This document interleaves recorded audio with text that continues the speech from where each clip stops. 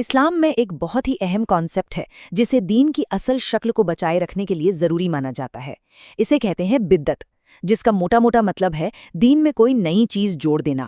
تو آج ہم اسی تصور کو سمجھنے کی کوشش کریں گے کہ آخر یہ ہے کیا اور اسے اتنی سنجیدگی سے کیوں لیا جاتا ہے۔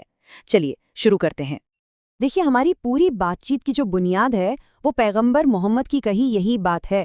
یہ ایک بالکل صاف لکیر کھینچ دیتی ہے کہ دین میں کوئی بھی نئی چیز جو اس کا اصلی حصہ نہیں ہے اسے ریجیکٹ کر دیا جائے گا، اسے رد کر دیا جائے گا۔ یہیں سے بدعت کا پورا کانسیپٹ نکلتا ہے۔ تو سوال یہ اٹھتا ہے کہ آخر دین میں کچھ بھی نیا جوڑنے پر اتنی سختی کیوں ہے، مطلب کیوں منع کیا گیا ہے؟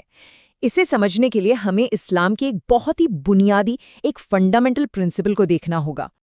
اسلامک عقیدے کے حساب سے دین اللہ کی طرف سے ایک مکمل، ایک کمپلیٹ پیکج ہے۔ اس میں کچھ بھی جوڑنے یا گھٹانے کی کوئی گنجائش نہیں چھوڑی گئی ہے۔ تو پھر ذہن میں آتا ہے کہ بدلتے وقت کے ساتھ جو نئے مسئلے آتے ہیں ان کا حل کیسے نکلے گا؟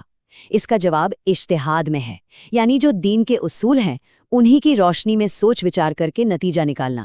یہ دین میں کچھ جوڑنا نہیں ہے، بلکہ یہ تو دین کو سمجھنا اور اسے نئے حالات پر لاگو کرنا ہے۔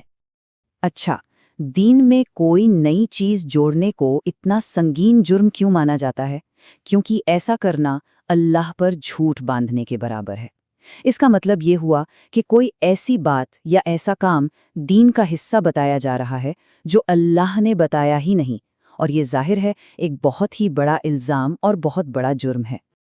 تو یہ جو دین میں کچھ نیا جوڑنے کا کام ہے، اس کے لیے ایک خاص شبد، ایک خاص ٹرم استعمال ہوتا ہے، بدعت۔ چلیے اب ذرا اور گہرائی سے سمجھتے ہیں کہ اس کا اصل مطلب کیا ہے۔ یہ سوال اس لیے بہت اہم ہے کیونکہ بدعت شبد کے دو مطلب ہیں، ایک اس کا عام بھاشا والا مطلب اور دوسرا اس کا خاص دینی مطلب، اور ان دونوں کے بیچ زمین آسمان کا فرق ہے۔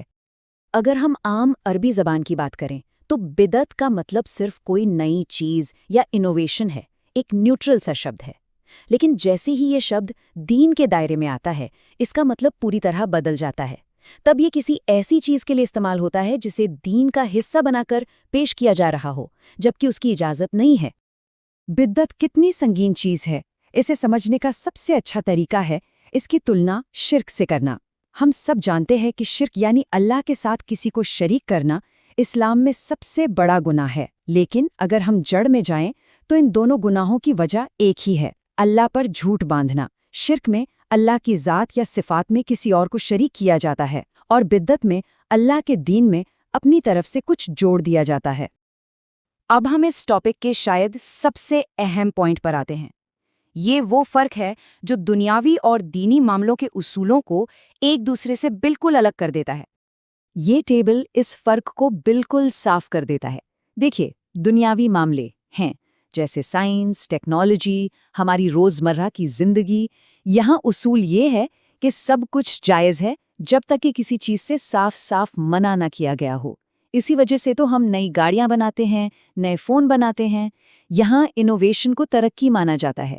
لیکن جیسے ہی بات دینی معاملوں کی آتی ہے، اصول ایک دم پلٹ جاتا ہے۔ یہاں اصول ہے سب کچھ منع ہے جب تک کہ اس کی اجازت اللہ اور اس کے رسول نے نہ دی ہو، اور یہ سخت اصول صرف اس لیے ہے تاکہ دین ہمیشہ اپنی اصل شکل میں محفوظ رہے۔